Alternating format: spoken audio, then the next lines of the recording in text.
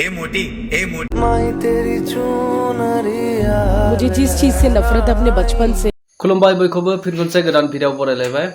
लोगोफोर बे समाव नोंथांमोननि गेजेराव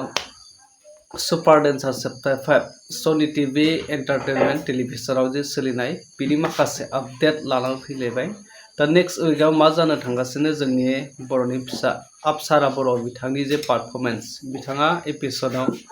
माबायदि पारफरमेन्स खालामगोन आरो माबायदि जानो थांगासिनो आं नोंथांमोननो नैबेनि आपडेट लानानै फैदों थ' आसा खालामो नोंथांमोना भिडिअखौ जोबजासिम नायलां जोबोद इन्टारेस्टिं जागोन आरो जोबोद इमोसनेल आरो जोबोद थुलुंगा गोनां जागोन आरो नैबे आपडेटआ बेखायनो नोंथांमोना भिडिअखौ जोबजासिम नायलां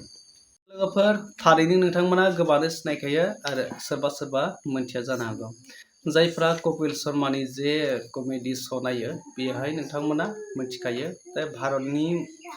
जे मुंदांखा इन्डियानि बे माने कपिल शर्मा जे कमेडियान श' आरो बेवहाय जायो दा बेवहाय मुंदांखा कमेडियान भारती सिंह बिथाङा फैबाय थानाय नेक्स्ट उइकआव जे अपसारा बर'नि पारफरमेन्सखौ नायनो थाखाय बा सनी टीवी एंटारटेनमेंट टेलिभिजन जे सुपार डेन्सार चैप्टार 5 आव जे सोलिबाय थानाय बेवहाय गेस्ट हिसाबै भारती सिंह बिथाङा फैगोन दा फैनानै नेक्स्ट उइकआव जे अपसारा बर'आ गावनि सुपार गुरुजों जे पारफरमेन्स खालामगोन दा बेखौ नुनानै ओरैबायदि इमोसनेल जागोन आरो दा ओरैबायदि इमोसनेल जादों आरो भारती सिंहआ अपसारा बर'नि जे टेलेन्टेडखौ नुनानै पारफरमेन्स खालामनायखौ मानि थाखाय गाबखांनाय मोन्दों मानि थाखाय गोसोआव इमोसनेल जाखांखो आरो गोबां माने मेगनाव मोदै बोहैदों लोगोसे अपसारा बर'नि मेगनावबो मोदै गदों दा बिनि ससे आपडेटखौ आं नोंथांमोननो होनो नागिरदों गिबियावनो नोंथांमोना नैबे भारती सिंहआ मानि थाखाय गाबखो दा फैबाय थानाय नेक्स्ट उइकआव नोंथांमोना फुल नुगोन थेवब्लाबो आं ससे आपडेटखौ होगोन बिनि ससे भिडिअ क्लिपखौ नाय नोंथांमोना ए मोटी कहकर नीचा दिखाते थे ये कहानी भारती सिंह लिम्बाचिया की है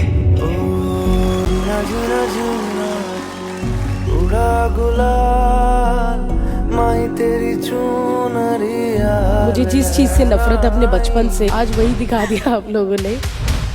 अरे यार सीरियसली थारैनो नुबाय नोंथांमोना बेवहाय अपसारा बर' आरो भारती सिंहनि जे मेगनाव मोदै आरो गोसोआव इमोसनेल जाखांदों बेबायदि मा जादों बाथ्राया जे भारती सिंह बिथाङा जेब्ला उन्दैमोन जेब्ला बेफोरबायदि मुंदांखा जायाखैमोन बेफोरबायदि स्टेजाव बेफोरबायदि प्लेटफर्माव सहैयाखैमोन मुंदांखा जायाखैमोन बै समाव बिनि मोदोमा उन्दैनिफ्रायनो एसे मोदोम गोनां लोदोदो दा बेखौ लानानै गोबां मानसिफोरा आरो बिनि लोगोफ्रा बेखौ लोदो होननानै बिथांखौ एदावो जंखायो बिथांखौ माने गोबां दुखु होबोयोमोन आरो दा बैफोर बाथ्राखौ माने अपसारा बर'नि जे पारफरमेन्स खालामनाय जे टेलेन्टेडआ दिनै भारती सिंहनि गोसोआव थाब माने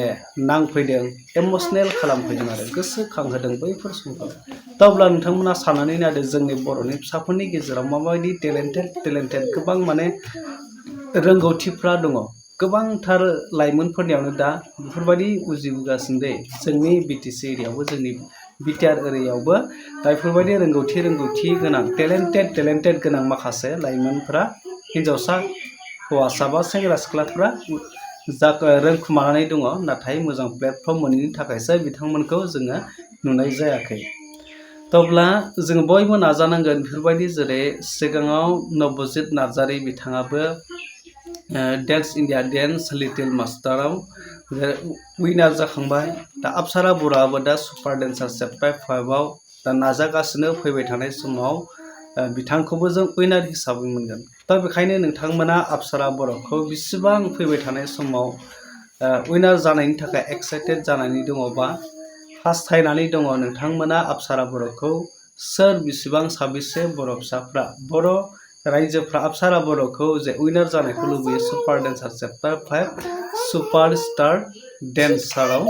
सोर उइनार जाजानो लुबैयो नोंथांमोना कमेन्ट सेक्सनाव थांनानै कमेन्ट खालाम आरो अपसारा बर'नि जे फेसबुक पेजआव थांनानै नोंथांमोना लाइक शेयार कमेन्ट खालामनानै बिथांखौ सापर्ट खालाम जाहाथे फैबाय थानाय नेक्स्ट उइकआवबो बिथाङा मोजां मोनसे रिजाल्ट लाबोनो हायो मोजां मोनसे पारफरमेन्स खालामनानै बयनिबो जाजेसफोरनि गोसोखौ बोहोनो हायो लोगोसे रायजो राजाफोरनि गोसोनि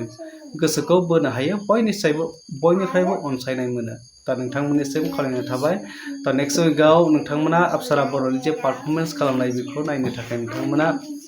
नेनानै थादो जेब्ला पारफरमेन्सआ जागोन आरो बेवहाय मा रिजाल्ट मोनो आं नोंथांमोननो आपडेटखौ होगोन लोगोफोर थ' नैबे ससे आपडेटखौनो आं नोंथांमोननो शेयार खालामनो थाखाय भिडिअ खालामबोदोंमोन बेवहाय नोंथांमोना मा बुजिनो मोनखो आरो फैबाय थानाय समाव अप्सरा बर'खौ बेसेबां उइनार जाजानो लुबैयो नोंथांमोना कमेन्ट सेक्सनाव थांनानै कमेन्ट खालामफोरबोदो लोगोफोर थ' नेक्स्ट आपडेटआव लोगो मोनगोन टाटा बाय बाय